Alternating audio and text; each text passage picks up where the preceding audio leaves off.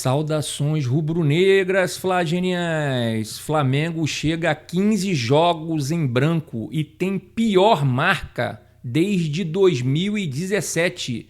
Felipe Luiz era o único interessado no título brasileiro do Flamengo? Critica jornalista. Flamengo divulga planos para a pré-temporada no exterior. Mas antes de tudo, meu querido, deixe seu like, se inscreva no canal. Seja um flagenial, acione o sininho da notificação e fique sabendo de tudo do mais querido, o mais amado, o mais idolatrado Flamengo. Desde 2017, o Flamengo não ficava tantos jogos em branco no mesmo ano. Só durante a era Tite foram 11 vezes. Créditos Mundo Rubro-Negro por Dedrick Bader com o empate por 0-0 com o Fortaleza nessa terça-feira, dia 26. O Flamengo chegou à marca de 15 jogos sem fazer gols em uma partida em 2024.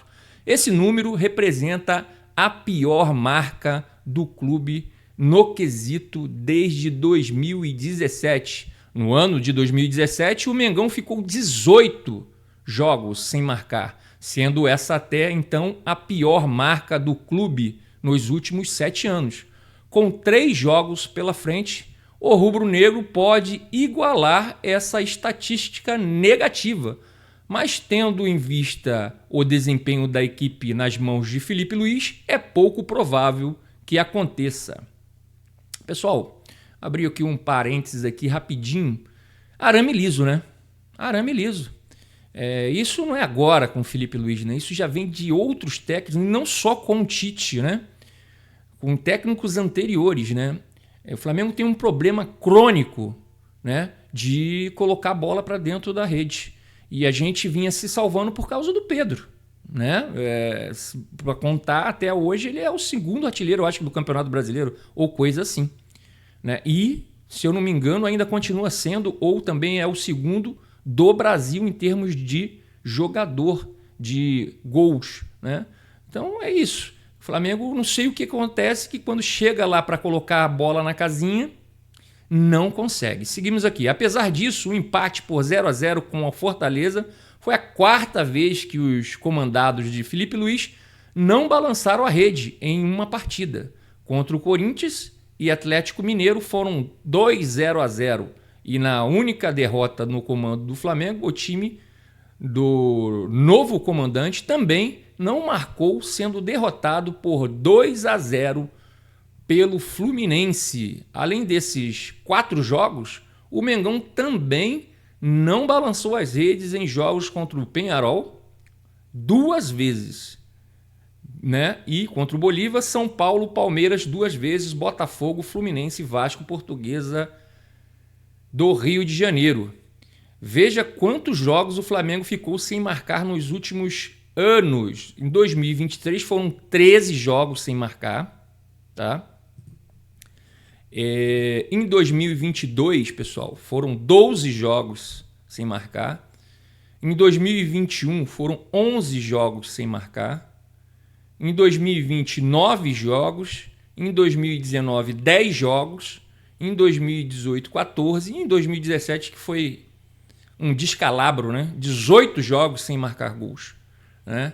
Faltando 3 rodadas, né? 3 jogos para o término da temporada, o Flamengo enfrenta o Internacional dia 1º de dezembro em casa, Criciúma dia 4 fora e fecha o ano contra o Vitória dia 8 no Maracanã, um dia antes da eleição do Flamengo, né? Que será no dia 9 de dezembro, tá?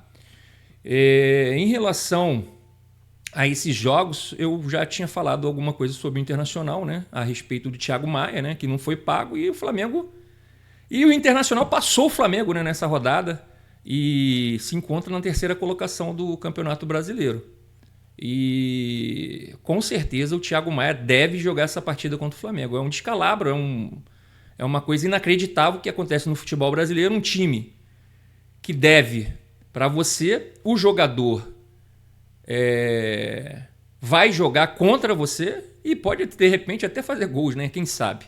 E você tem que ficar calado, segundo os dirigentes do Internacional, né?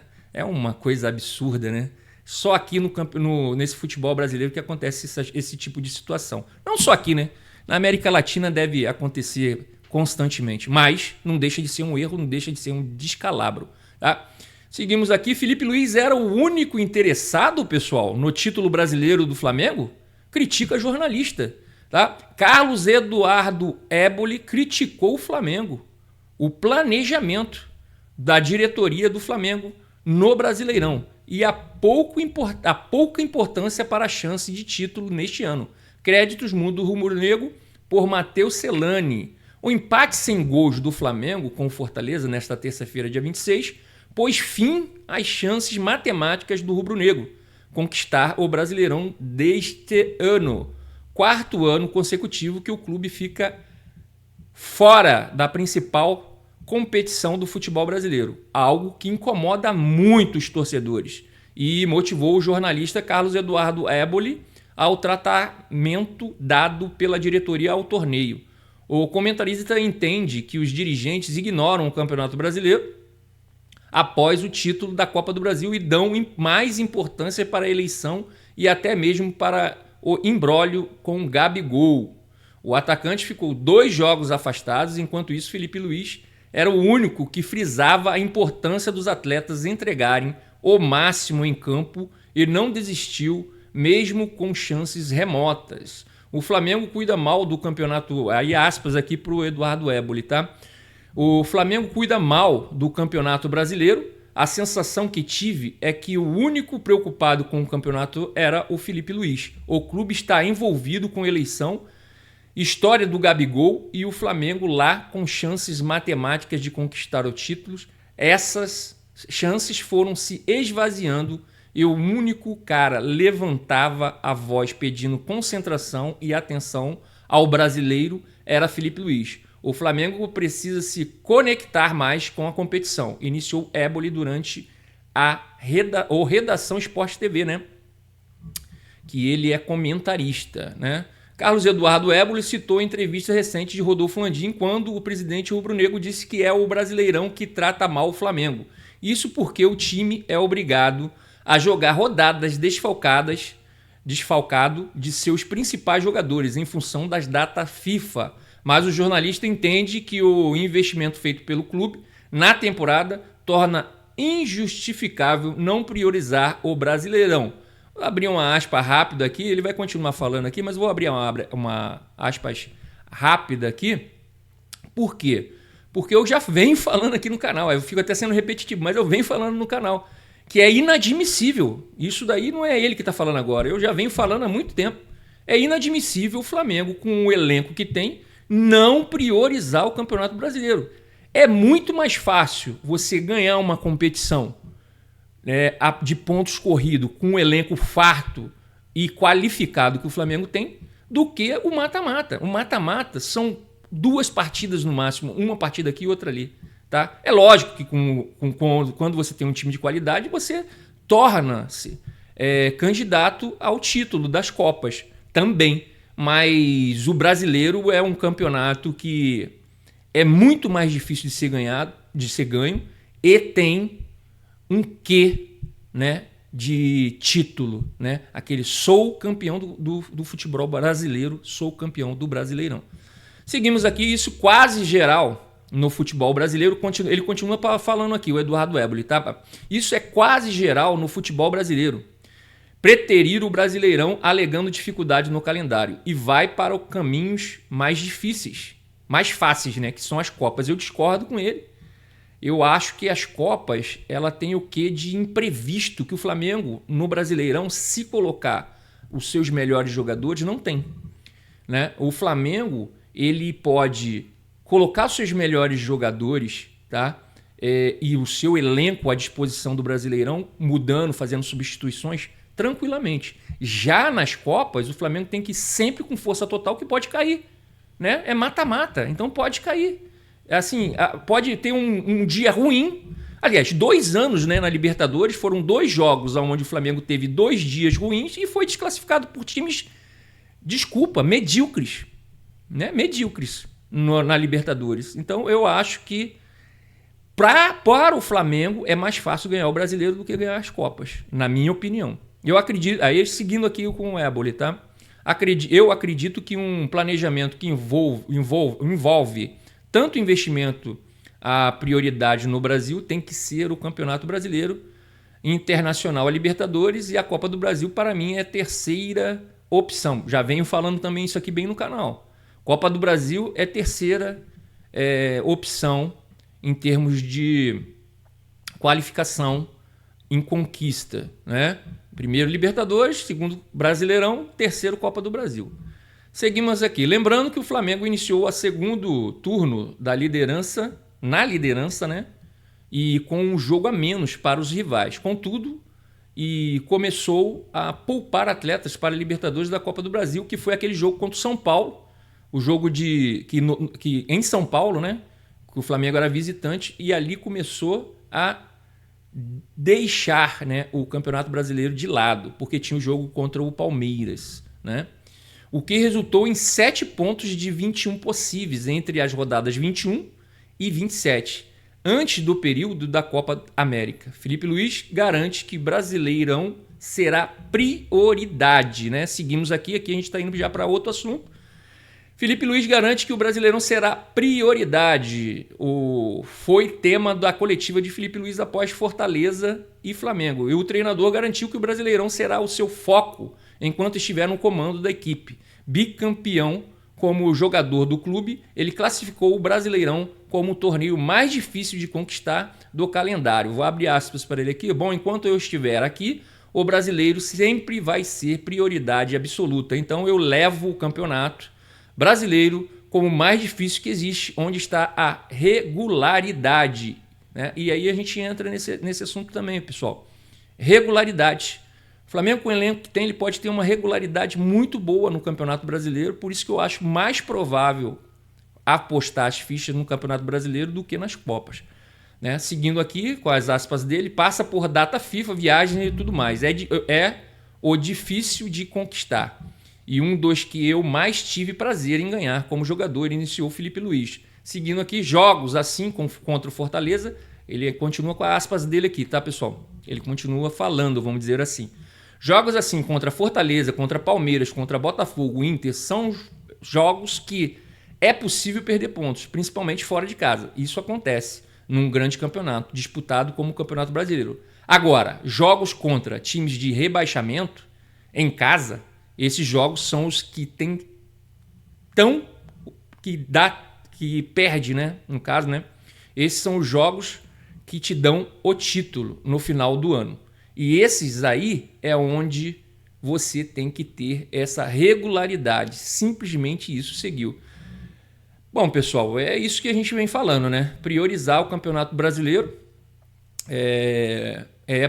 teria que ser a prioridade máxima para o ano de 2025. Já era para ter sido nesses outros anos, mas prioridade máxima para 2025, tá? Se for dar uma passadinha, né, pelo Hugo Souza aqui, o Hugo Souza, ele agora realmente é jogador, né, do Corinthians, né? O Corinthians pagou à vista lá os 800 mil euros que devia para o Flamengo.